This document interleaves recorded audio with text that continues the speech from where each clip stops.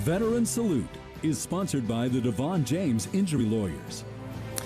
On this week's Veteran Salute, Jason Lamb introduces us to a longtime Kingman County farmer who also happens to have a remarkable story to tell about his days serving in World War II. KSN's Jason Lamb shares his story. Warren Kinsler was born on a farm near Rolla, Kansas in 1923. Yep, that makes the Navy veteran 100 years old. Kinsler and his family moved to another farm outside of Kingman when he was 12, where he's remained to this day, except for 2 extraordinary years toward the end of World War II. I was 28 years old before I got married. Warren Kinsler can recall just about everything dating back to his childhood.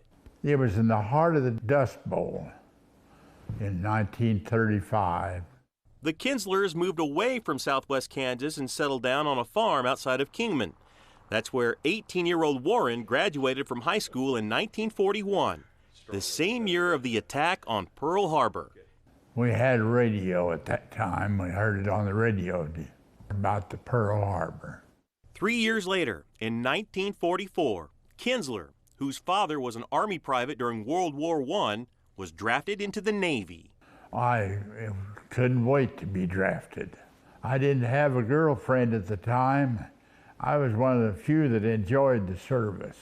Kinsler was assigned to a brand new Gearing-class destroyer, the USS Chevalier, as a water tender, 3rd class, otherwise known as a Boilermaker. When this ship was completed, we decided to put a radar tower on it.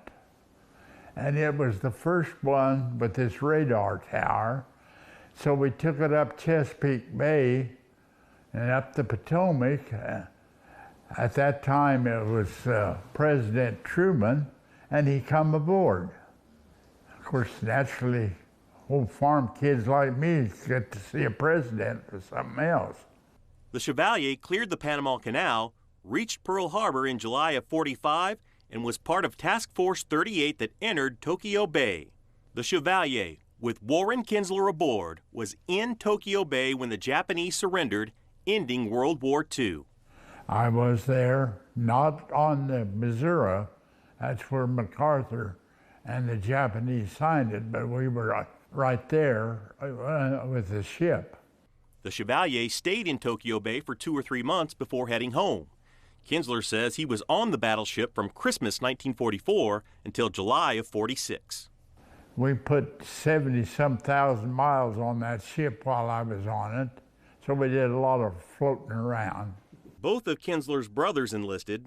His youngest brother didn't go until Warren returned home to Kingman County. I made the mistake of going home and bragging on how much fun I had, and he couldn't wait to enlist. I don't know whether it was the grass-skirted girls in Hawaii that turned me on or what. Since then, Kinsler has spent over 70 years on his farm. I've had a good life. You're not going to get much complaints out of me. However, farmers are good at complaining. Kinsler says beginning in 1980, he and his shipmates met for reunions, and that lasted for about 20 years. I'd like to thank Kinsler's daughter, Susan, and her husband, Richard, for allowing me to visit with Warren at their home. Here for you, Jason Lamb, KSN News 3. On behalf of Devon James Injury Lawyers, we're honored to recognize this week's veteran who served our country in World War II. Warren Kinsler served our country in the United States Navy and recently celebrated his 100th birthday. Warren, thank you so much for your service, sir. Thank you.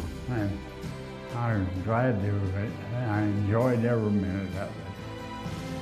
Veteran Salute is sponsored by the Devon James Injury Lawyers.